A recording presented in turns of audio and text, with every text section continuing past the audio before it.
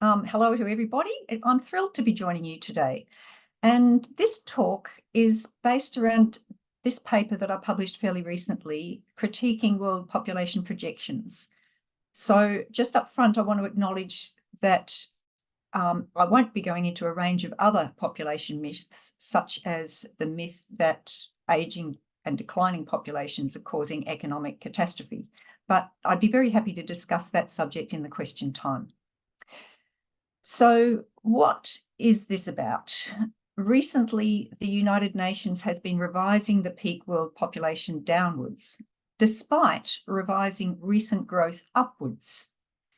And other demographic groups project even lower peaks for the world population. But the data suggests all of them have been overestimating fertility decline and underestimating population growth so far this century. The delusion that the peak is already baked into the pie downplays the need for greater efforts to promote family planning and get birth rates down. Even worse, they embolden attacks on people who raise concerns about population growth. And my reading of the data suggests that we're on track for well over 11 billion unless we increase our efforts to get birth rates down more quickly. So why does this matter? It's not merely about avoiding bigger numbers of people. It's about avoiding the population of the world being limited by increases in mortality from famine and war. We're already in environmental overshoot. Hunger is on the increase, and we already see overpopulated countries descending into violence. So any increase in the peak population risks the scale of these calamities escalating uncontrollably.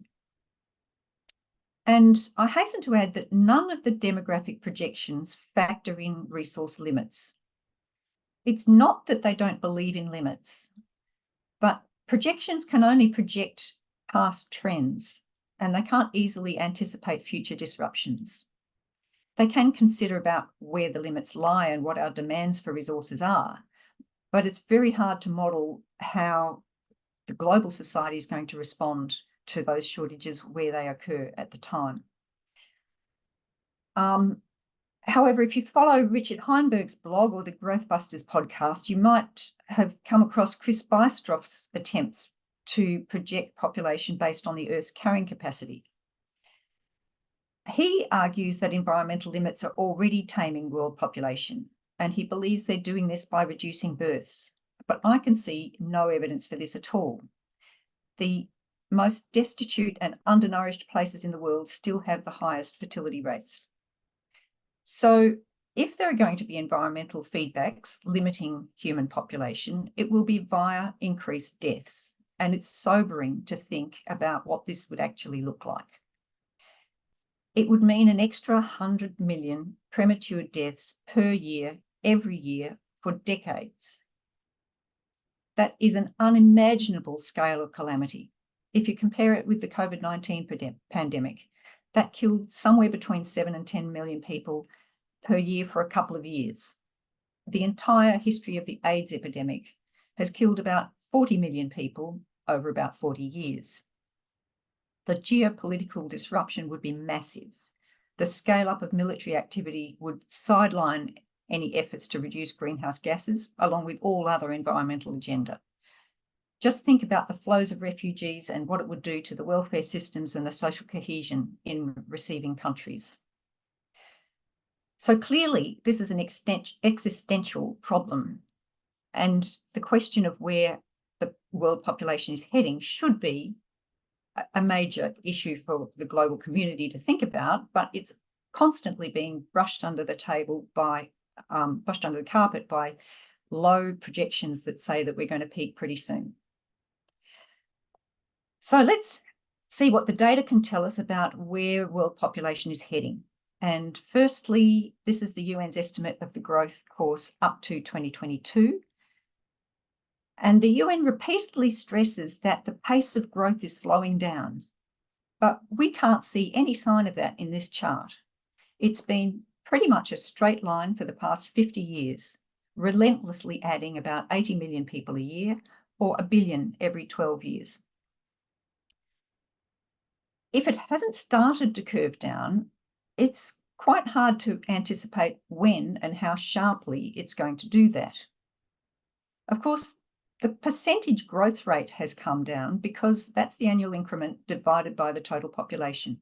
So when the world population gets bigger, the same 80 million per year becomes a smaller percentage. But it doesn't mean that the pace of growth has changed. The UN's data will tell us that the increment has fallen a bit just in the last few years.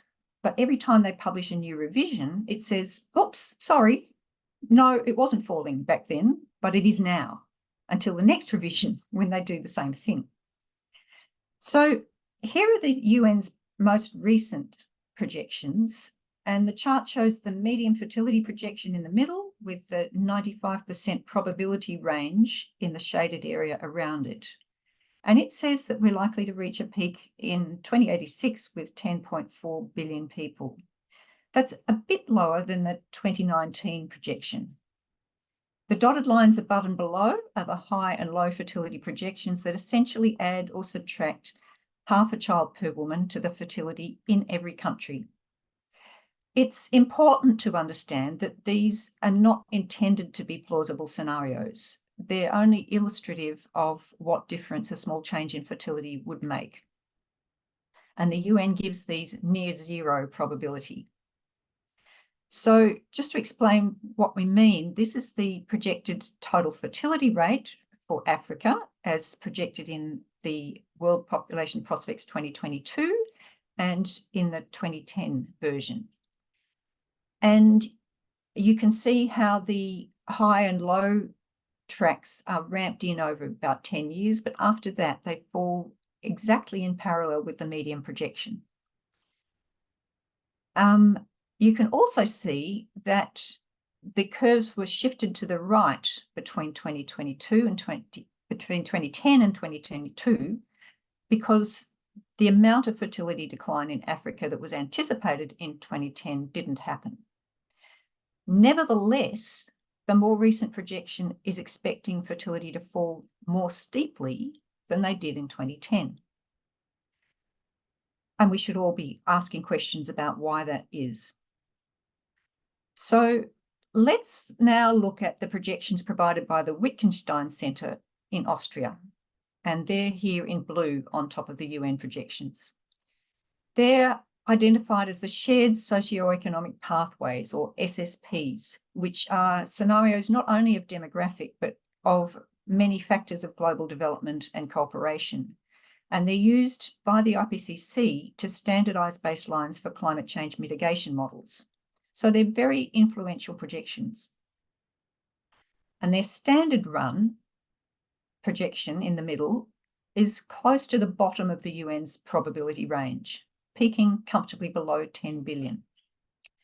They present a lower and a higher projection, which they claim are the products of better or worse progress in global development. But in fact, they're generated in much the same way as the UN's high and low by adding or subtracting fertility to the central projection. The problem is all the most successful climate change mitigation scenarios use SSP1, assuming extremely rapid fertility decline in the remaining high fertility countries, but they almost never mention how this outcome depends on doing a lot more to limit global population than we're currently doing. And none of the models can get warming below 2 degrees Celsius using SSP3, which unfortunately is the track that we seem to be on. Here's a quote from the relevant paper, and it says, as a matter of fact, I just have to move my screen, reaching the lowest target with 2.6 watts per square metre, which is equivalent to 2 degrees of warming, from an SSP3 baseline was found infeasible across all integrated assessment models. And this wasn't because of higher consumption or footprint per person. SSP3 is by far the poorest and least industrialised scenario. It's because of the food demands of the extra billions of people making it impossible to reverse deforestation. Since 2020, another research group has emerged with great influence, and that's the Institute for Health Metrics and Evaluation, based at the University of Washington. Their standard run is similar to the Wittgenstein Centre's and much lower than the UN thinks is likely. Their higher and lower projections are based on greater or lesser action, focusing on achieving the sustainable development goals, particularly with respect to women's health and education. Again, they're highly optimistic with respect to when the world population will peak.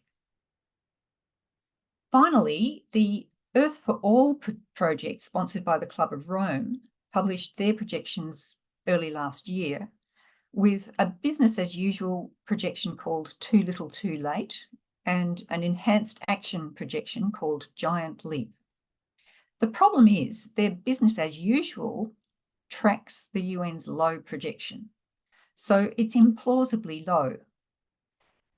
But on the basis that they think world population growth is almost over, they've been very disparaging of population as an environmental concern and dismissive of population alarmists like most of us here who want to see more done to get the peak lower. So who should we believe? Is the UN being overly pessimistic? Certainly, the media loves to report low projections that make the world population problem seem to go away. But in fact, the UN's been consistently underestimating population growth and revising its data upwards since the turn of this century. And this chart shows how their estimate for the end of the century went up by more than 2 billion people between 2000 and 2017. And all of that increase was attributable to slower fertility declines than expected in Africa. Since 2017, the UN has reduced its projections a bit, but this is what I'm flagging as suspicious because it's not based on any observed change in the trends. It seems to be a political move rather than a scientific change. So this chart shows the UN's revisions from 2010 to 2022. They put out a new revision every 2 or 3 years. And the pink line joins the UN's estimate of current population, by which I mean that it's the mid-2010 population as published in the 2010 revision, joined to the mid-2012 population as published in the 2012 revision, and so on up to the 2022 estimate. And according to that line, we've been adding 90 million per year steadily over that decade. Quite a bit more than the UN has been admitting to in each revision. The light blue lines show the UN's projection in each of those revisions. In each case, they projected less growth than they estimated had actually happened by the time the next revision came out. It doesn't look like a big difference on the chart, but for 2022, there were 21 million more people in just 3 years since the 2019 projection, despite the COVID-19 pandemic causing at least an extra 15 million unanticipated deaths. Compared with the 2010 projection, there were 177 million more people present in 2022 than expected, and 253 million more than projected in the year 2000. So despite this, the 2022 data says there were fewer births in 2022 than had been expected in 2019. How does this work? Basically, because they're revising the past to say that those extra people had been born earlier. And this is easier to see if we look at the annual increment of growth rather than the total population. And that's what this chart is showing for each of the revisions since 2010. And the pink line is the 2022 data. So you can see the big impact of the COVID-19 pandemic causing that sudden dip. But you can also see how the past estimates are quite a bit higher than given in previous years. That's the section with solid lines, and the gap between the pink line and the blue lines underneath it, going right back to the mid-1990s. There is a lot of uncertainty around recent estimates because a lot of countries don't do regular censuses, and all of the revisions revise the past a bit. And this is what I was talking about earlier, where each revision says the increments recently started coming down, when the next one says, actually, no, it wasn't coming down then, but it is now. The fall keeps being pushed to the right. You can also see from this chart how the more recent projections expect the fall to be steeper. Up until 2017, increasing the past estimates naturally led to upward revision of the future increments of the world population peak. But since then, they've expected more rapid declines in the future. Based on what, we should be asking? It certainly isn't evident to me. This brings us to how the UN models fertility decline in high fertility countries. And this chart is from their methodology paper, where they state that they believe all countries have entered the phase of fertility decline. So they don't expect any country to stay fairly steadily on high fertility. They do divide that phase into an acceleration phase, a rapid decline phase, and a deceleration phase, which in theory are customised for each country. But in practice, all the countries follow pretty much the same path of rapid decline. The problem is, this isn't what we've been seeing in Africa so far. So, for example, here we have the Democratic Republic of Congo, which is the country that's forecast to add the most to world population apart from Nigeria in the remaining growth that we're going to see. And here's the fertility decline is projected in the UN's 2010, 2015 and 2022 revisions. And each revision has pushed the curve out to the right because the fertility that they were expecting didn't happen. But it doesn't make them less steep on account of that experience. If anything, they're getting steeper. The red line joins the UN's estimate of fertility in each revision 5 years before the date of the revision. So that 5-year lag makes it more likely to be based on real measurements and less influenced by the UN's model, assuming rapid decline since the last survey. And you can see that it is declining, but only very slowly. So on what basis does the UN assume that it will suddenly become rapid? If we look at the SSP projections, they are much steeper again. And the IHME standard run tracks near the UN's 2010 projection, so it's already well out of date and starts about 1.5 units below where fertility currently sits, according to the 2022 revision. So both of these are demonstrably implausible. Now, obviously, I picked an extreme case with DRC Congo, but in my paper, I look at the 21 countries that will contribute most to future world growth. In fact, they'll contribute almost all of future world growth, with other countries that are growing a bit being offset by countries that are shrinking a bit. And these are the top 7 of those countries. And you can see that 4 of them have had their fertility revised upwards since 2019. The chart is showing the UN's 2019 estimates of fertility in the brown line and the 22 estimates in the blue. And the pink line joins what the UN thought the current fertility was in 2019 with what it thought the current fertility was in 2022, if that makes any sense. So an upward revision is where the blue line sits above the brown line, which means the pink line is not as steep, or it might even be going up compared with the blue line of projected decline. You can also see that the UN's model consistently assumes a downward slope, generally more steeply for the countries with the highest fertility.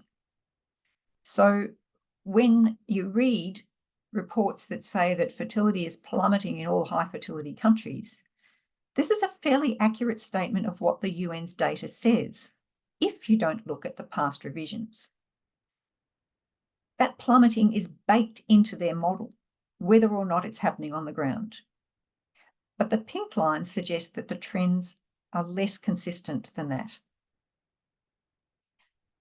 Across all the 21 countries that I looked at, only about half of the fertility decline that was anticipated in the 2019 projection had actually happened by 2022. There are a few countries that reduced fertility more rapidly than projected in 2019, and amongst this group, India stands out, but others include Egypt, Madagascar, Malawi, and Rwanda. And interestingly, all of these countries had governments who have been expressing concern about population growth and encouraging family planning. It would have been nice to see the UN draw attention to this connection, that the more interest governments take in reducing fertility, the more fertility comes down. Instead, they state the opposite, that attempts to control population growth have been ineffective and harmful to human rights. So what have we learnt so far? That the UN has persistently underestimated growth and overestimated fertility decline in high fertility countries, and that other projection groups are anticipating even faster fertility declines. But none of them advocate population-targeted interventions to make that happen. And all of them maintain that fertility decline is driven by indirect socioeconomic factors such as education and development. The UN's underestimating growth because fertility declines slowed down in the 2000s. They slowed down because the UN discouraged countries from aiming to reduce their population growth. This change happened through the 1994 International Conference on Population and Development in Cairo. There, the myth took hold that all population-motivated family planning programs trampled on women's reproductive rights and didn't care about their health or their aspirations. This is complete nonsense. The international family planning movement was at least as committed to women's emancipation as to population stabilisation, and nearly all the programs were entirely voluntary. And they've proven to be very effective in elevating women's health and rights. So the goals of population stabilisation and of women's betterment should be seen as synergistic, and they were in the document that came from the 1994 conference. History has certainly proven that this is the case, but instead the UN paints them as antagonists, that any motivation to reduce fertility will inevitably lead to coercive measures, such as forced sterilisations and abortions. To cement this new position, the UNFPA's rhetoric has been increasingly blatant in rewriting history. According to it, no national family planning program contributed to fertility decline except through coercion. They have said that birth control programs have been conducted without heed to people's reproductive aspirations, their health, or the health of their children. And that engineering population numbers, a very emotive way of putting it, has not proven successful in the past. Rather, it only serves to undermine human rights. So, how ineffective were these programs? Early in my population journey, I took a lot of interest in this question of whether development was the best contraceptive. Could I find data that demonstrated this? And was it true that family planning programs were unnecessary, ineffective, and inappropriate? And I came to the opposite conclusion, that the fall in birth rates enabled economic betterment and women's empowerment to a much greater extent than the reverse, that is, that economic betterment and women's empowerment enabled fertility decline. There are a number of countries that successfully achieved rapid fertility decline by promoting voluntary birth control and ensuring all families had access to it. This chart shows some of them, and their fertility transition starts very abruptly, but there's no trigger of economic development or education that could account for this. In every case, this marks the start of their family planning program. Even in China, this mostly happened under a voluntary program in the 1970s before the one-child policy started. So then I looked at how their fertility transition related to population growth and GDP per capita. In these charts, I've put all of the countries with high fertility in 1950 into 3 groups according to the rate of the fertility decline. And I synchronized them to the start of their fertility decline before averaging. So the left-hand chart shows the different fertility transitions, and the middle chart shows their population as a percentage of the start date. The rapid transition group still saw roughly a doubling of their population due to population momentum, but many of them are nearing their population peak now. The slow transition group countries have seen 3 times the population they had initially and still have a doubling in store even if they act strongly now. The right-hand charts show the change in GDP per capita, and all of the rapid transition countries took off economically, but not before fertility fell below about 3 children per woman. The middle group are starting to see rapid economic growth now because finally their fertility has fallen to below 3, where they're able to keep up with the growth and get ahead. The slow transition countries, on the whole, have gone nowhere in that time. And this is understandable since population growth diverts a lot of investment and effort just to provide the infrastructure and the teachers and doctors and everything else to expand everything at 2 or 3% per year. Most poor countries simply can't keep up. It's like trying to run up a down escalator.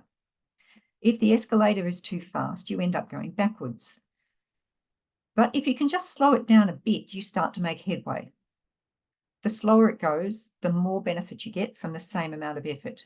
So it's not just about whether a country is overpopulated with respect to its resource base. Even if it's still got a lot of land and natural resources, its growth rate is a big drag on progress.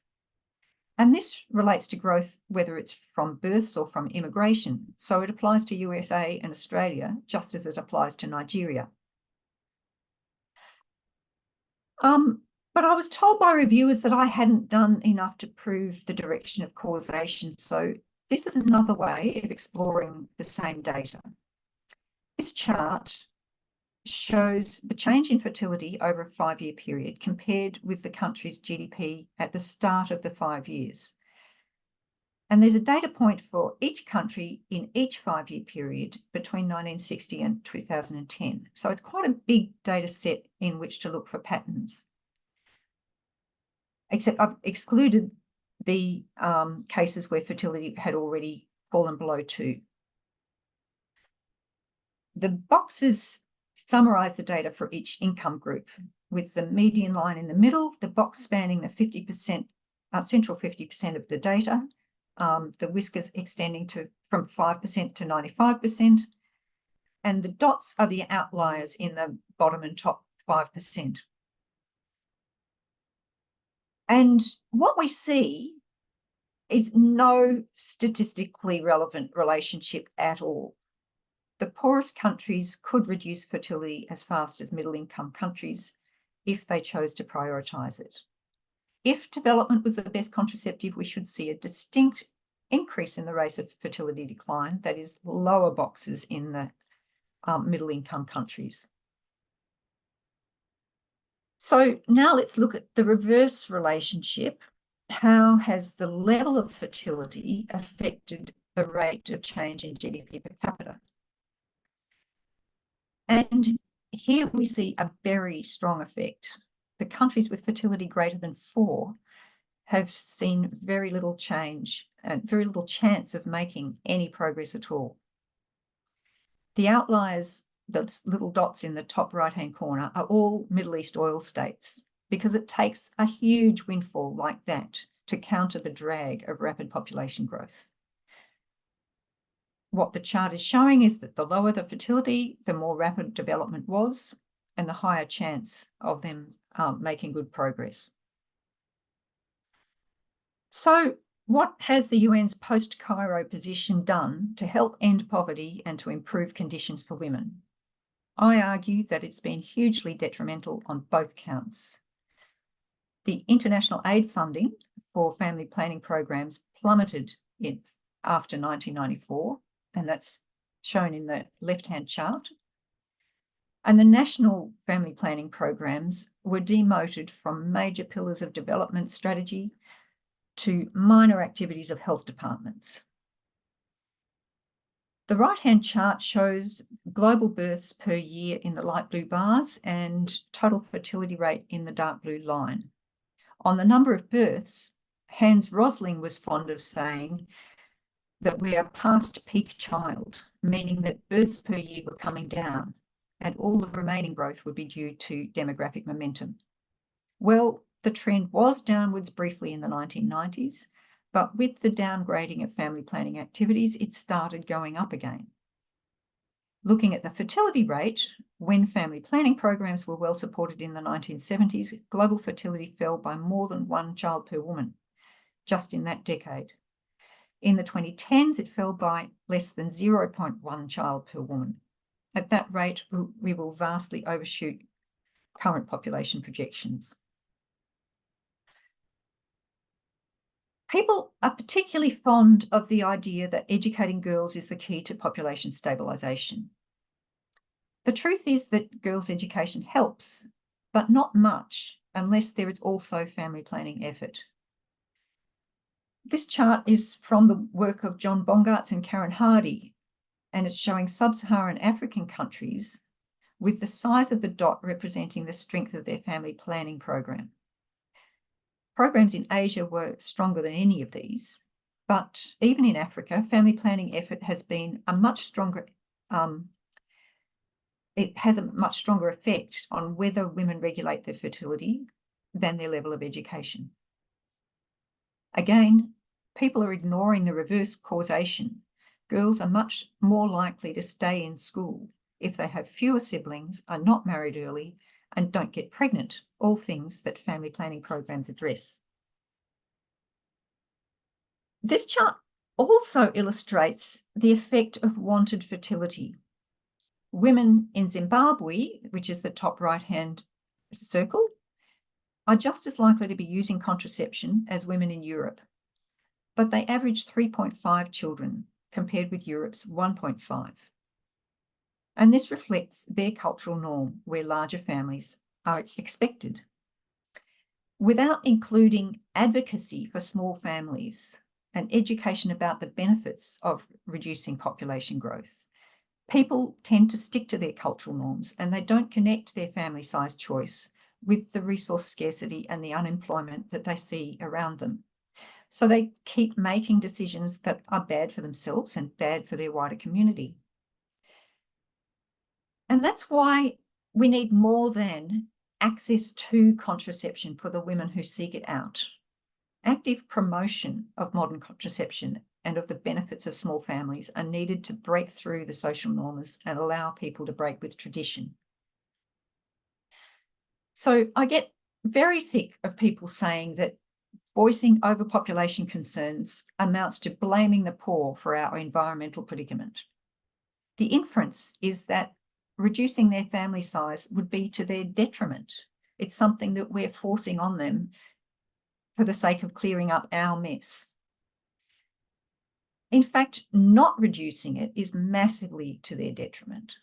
Minimising population growth is first and foremost a humanitarian imperative, because population growth directly threatens food and water security, economic betterment, women's health, rights and empowerment, peace and stable governance, climate change, adaptation or resilience.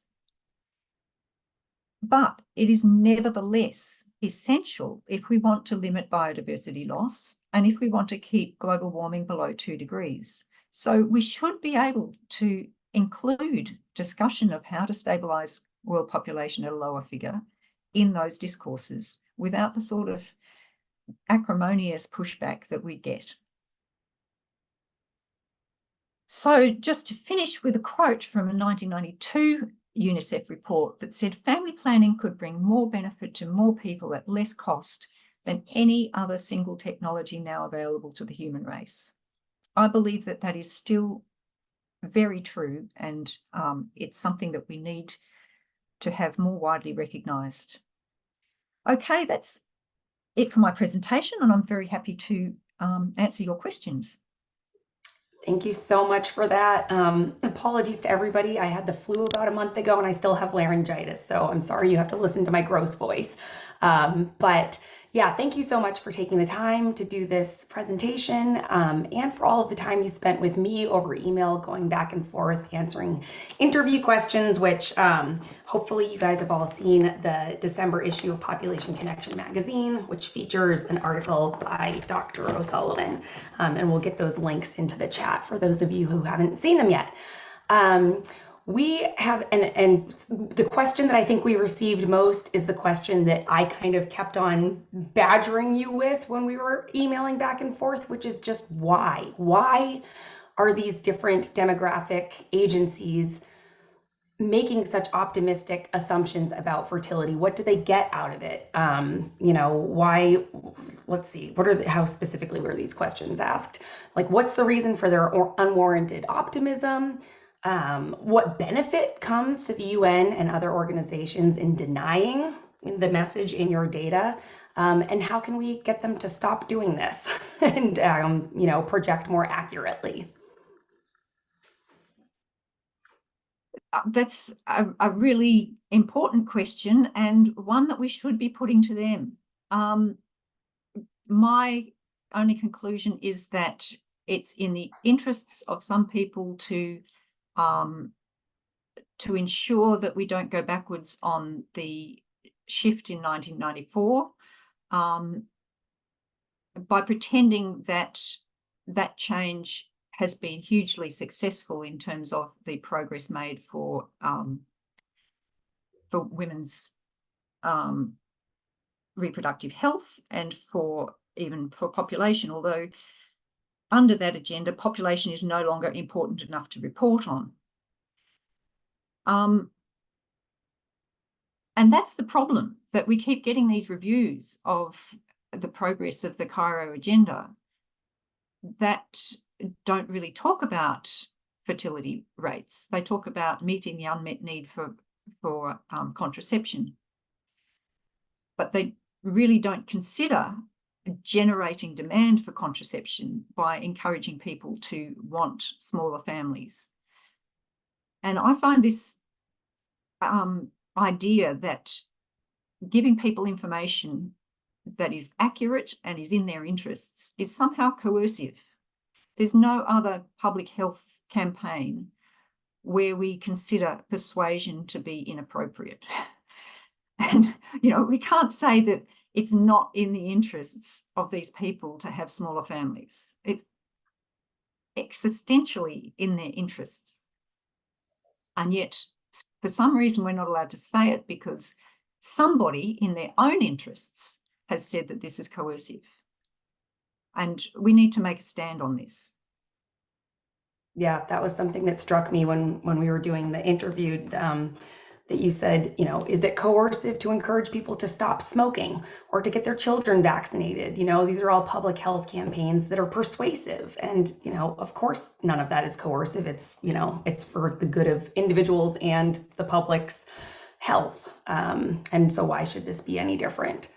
I also, when I was doing some background reading, I came across a quote of yours that I thought was very poignant, and I just wanted to read it quickly and see if you wanted to expand on it.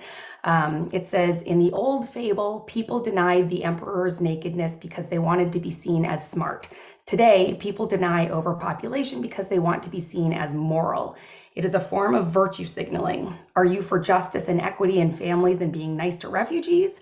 Or are you one of the people who hate people? Few look at the data to see whether their position actually favors those goals. And yeah, I wondered if you might speak about that a little bit. Yeah, I think that really captures the ridiculousness of the situation that we're in. If you just imagine that naked emperor and everybody standing around applauding his beautiful coat, it's really quite absurd that people allow themselves to be so deluded about the existential threat of population growth and the reality of the environmental strains that we're putting on the planet's systems. And that they see this as a moral crusade to quash any resurgence of the truth. It's not that they stand up and disagree, it's that they stand up and denounce you as an immoral person. So you can't even begin to have the discussion on facts because you're not allowed to have the space to have that because you're being cancelled. Yeah, this is certainly an issue that we face regularly, just trying to get media, trying to get op-eds placed and, trying to work with organizations that have historically been interested in, population growth and the need for population stabilization, but who since 1994 or so have kind of given up on that line of work. And yeah, it's frustrating. Fortunately, we have 40,000 members who, know what's going on and, agree with the message. So we can, keep on sending it out there. But yeah, we're definitely in a niche field here. And I think one of the reasons for what you're saying too is the economics of it all. And we had several questions about this as well. This is something that's been in the news so much over the past couple of years, but even the whole time that I've worked on this issue, the baby bust, the birth dearth, we're not going to have enough people to pay taxes and pay into Social Security, and how will these, advanced economies ever afford to have such a large proportion of their populations be elderly? And, just wonder, do you have any thoughts on that? I think there was one question that I asked you in the article about it, but do you think that these concerns are warranted, or do you think that there are policy options to accommodate a rising elderly population? I think they're very unwarranted. And I've looked in quite a bit of detail at, is there evidence that aging populations have a shortage of workers? And in fact, so far, aging hasn't reduced workforces at all. And if you look across the spectrum of OECD countries, which range quite a bit in the proportion of people over 65, there's no correlation at all between the extent of their aging and the proportion of people who are actually in paid employment. So, for instance, Japan, who's the oldest of that group, has exactly the same proportion of workers as Australia, which is amongst the youngest because of our very high immigration. And probably more hours of work done per capita within that economy. None of the models that in, all of the papers that talk about how population decline is going to impact the economy, all of them assume that a reduction in the proportion of working age people will mean an equivalent reduction in the number of workers. But that's not how the labour market works. When the labour market tightens, people who are not working are drawn into the workforce because employers are competing harder to fill the jobs, and they offer better better conditions and pay. So, you know, the labour market adjusts supply and demand, and that's what we see in the real world. So the other thing is that a lot of jobs that are done for the sake of the person who's doing the work getting an income more than because we need the work that they're doing. There's all sorts of jobs that, you know, really we wouldn't do if it was just a matter of choosing between that and some other activities. So it wouldn't harm society at all to shed a few of those jobs. We mightn't measure that in terms of benefiting GDP per capita, but it would be measurable in terms of improving people's welfare. So we get to the stage where part of the problem is that GDP, even per capita, is a bad measure of our economic well-being. But the big motivator that is really hard to get around is that population decline is not good for investors, because we don't need so much capital and we're not willing to give it so much profit margin. And, you know, if you think about it, that's just where that's the end game for capitalism. You know, capital keeps growing until there's just too much of it. And they're trying to keep this Ponzi scheme going, maintaining returns to capital, even though capital's now getting such a massive share of the total economic pie that it's pushing, you know, conditions down for workers all over the world. And as we know with Ponzi schemes, they can't just keep going. But while they're going, people are afraid to rock the boat. So, you know, to me, I think within another decade, the countries that have declining populations are going to prove to us how much better they're doing on all the things that matter, even while the economists are saying that they're basket cases. Right. Which is happening today. I know there's a lot of news surrounding Japan's recession, right? That the third and fourth quarter numbers have come out for Japan, and they are in a minor recession. And, you know, everybody's pointing to population decline as the culprit. And, you know, if you read a little bit further into it, the predictions are that it'll turn around, and that as wages rise, you know, this recession they'll bounce out of this recession. It's temporary. But also that the reason for the recession is that individuals, consumers are spending less money. They're buying less stuff. And one of the articles that I was just reading today from CNN mentions, like, yeah, and that's good for the environment, but, you know, it's terrible for the economy. And that was it. There's one mention of the environment and, you know, the potential benefits of people buying less crap, you know.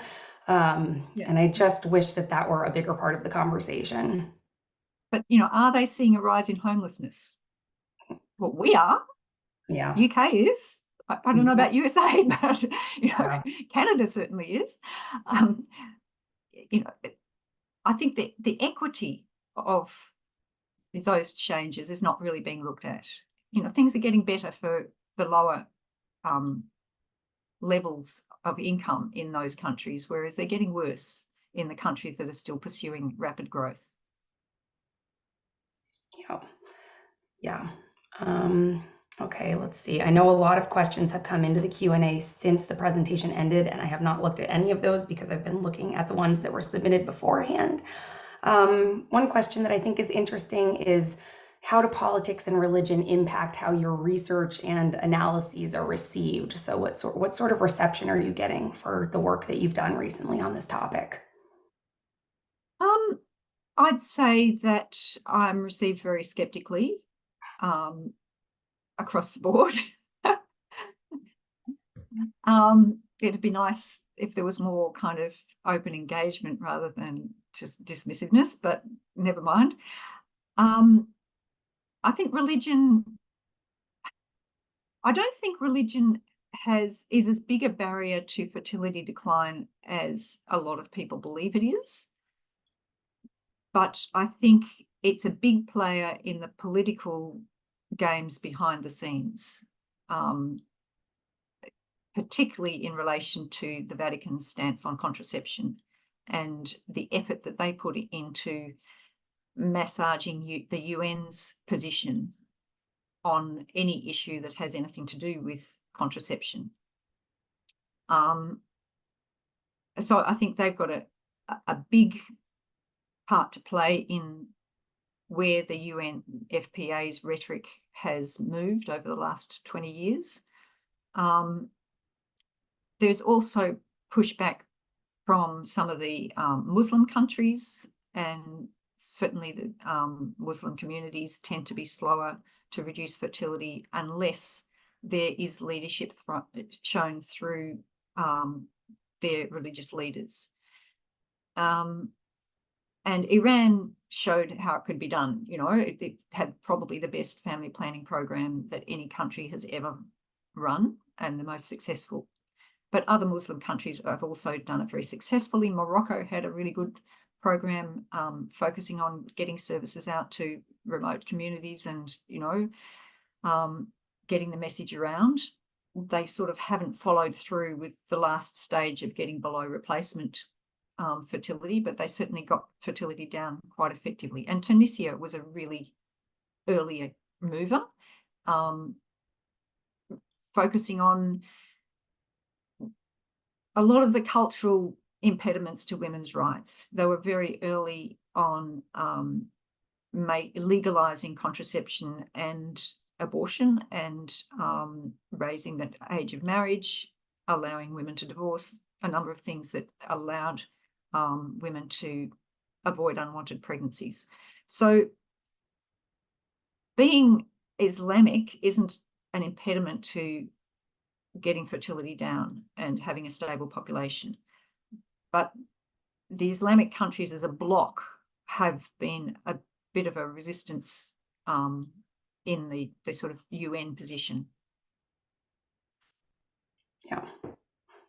Yeah, we've talked about Iran a lot over the years as a great example of how, you know, religion can be a benefit even to reducing fertility, because when you have religious leaders telling their followers who look up to them so much that family planning is actually a virtue, people are going to use it, you know, and it can actually be really helpful. But of course, you know, the position of Iran has taken a 180 in the last, I don't know, 5 years, 10 years. I can't remember when it flip-flopped, but yeah, and that is so sad to see countries so panicked about aging that they're willing to strip away women's reproductive rights. And Iran's not the only one. You know, we've got this ridiculous situation in Tanzania a few years ago under their previous president, saying, oh, I've been to Europe and I've seen how terrible it is, and oh, heaven forbid that Tanzania should emulate Europe. How weird is that? You know, and saying that women are lazy if they don't want to raise many children, and trying to get contraception restricted. So this whole idea that the age profile has anything to do with how large and productive the workforce is quite misguided to me. And it's been a bit of a backfire from the position that the UN has taken of the demographic dividend, where because they're not allowing themselves to say that population growth is a problem, what they do allow themselves to say is that shifting the age structure to have fewer dependent children and more youthful adults in the workforce is economically beneficial. So there's actually no data to say that the economic benefit has anything at all to do with age structure. But because they've cemented this storyline, and it has been marginally beneficial in encouraging some African governments to put more effort into family planning. But, you know, it's only had that benefit because they're not allowing themselves to say population growth is a problem. And it's backfired because the flip side is that if your proportion of working age people is so important for the economy, then aging out of that phase into high proportions of retirees is an economic disaster. It just follows logically. And Mhm. so all of these countries are afraid of reducing fertility too fast because they'll end up like South Korea. Right. I mean, whatever problems South Korea has in juggling its admittedly going to be quite skewed age profile, they are much smaller problems than it would have had if its population was twice the size it is now. Right. And there are also very good reasons why women in South Korea, for example, Japan as well, I think, are choosing not to have children. China too. There is the occasional article that delves into how difficult it is to be a mother in those societies and how you're expected to give up your career. And, you have an overwhelming share of the housework and childcare to do. Maybe some things need to change. And if they do, women will be willing to have children again. Who knows? I think we've got time for just one more question. Somebody asked how variables such as wars, famines, epidemics, and climate change factor into population projections. And as far as I'm aware, they don't. And I wondered if you could talk about that and how they might be included, if that's even a possibility. Yeah, I touched on this merely just to say that they aren't, and kind of for good scientific reasons in terms of demographic projections. There are cases like the Club of Rome's original 1972 model, which was looking at, what are the limits to the scale of economic activities and resource provision that anticipate when we're going to reach critical shortages of things, or when the amount of waste and pollution is going to start impacting significantly on our economic progress. But those things are very speculative, because we do have a record for dealing with those kind of strains in a way that doesn't fix them, and generally generates more problems. One of my favorite quotes is that the main cause of problems is solutions.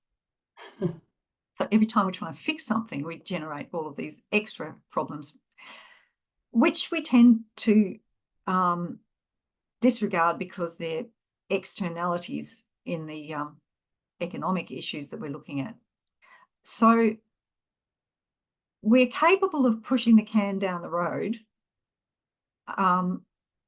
to an admirable extent, except that, it just sets us up for a harder crash when things fall apart. We're really losing biodiversity at a very disturbing rate. And we really don't know how and when that's going to impact on whether we can keep the global economic order happening, because we're becoming so interdependent in terms of supplying things from different parts of the world. We don't realize how disruptive it would be if part of that system collapses. And we saw a little bit of that during the COVID pandemic that caused, supply chain issues for a whole range of projects. You couldn't buy a car because the silicon chips weren't being made. You think it's kind of not something that is easy to put into a model in any sort of plausible way. Yeah. So, that's not going to happen, but it doesn't stop us from pointing out that we're just escalating risks by continuing down this path. Yeah, there's perhaps no better example than the Green Revolution, right? And we hear about that all the time as, there will be technological solutions to our population growth. People will figure it out. There's always, some next great big thing that's going to, help us out of the hole we've dug ourselves into. But if you look at the Green Revolution, which inarguably did save millions of people from starvation, it's kind of wrecked the ecosystem. Yeah, and that's exactly what I mean by solutions creating problems. And And people have a kind of romantic idea that we can turn off industrialized agriculture and supply people's food more environmentally sustainably by not fertilizing and eating locally. Well, there are billions of people in the world who would die if we did that, because they're dependent on internationally traded food. It's just not grown in sufficient quantities near where they live. They're dependent on fertilizers to generate that food, because there's huge areas of arable land that only became viable when we started putting superphosphate on it. You know, and that's a non-renewable resource. It'd be a good idea if we shrunk the population so that we didn't need those areas by the time we can't find the superphosphate anymore. Right. Well, on that dismal note, I think we're past time. I do appreciate you doing this presentation. I know it's really early in the morning tomorrow for those of us in the US. Jane is in Australia, so it's about 7 a.m. on Friday morning. So thanks so much for getting up early and doing this presentation.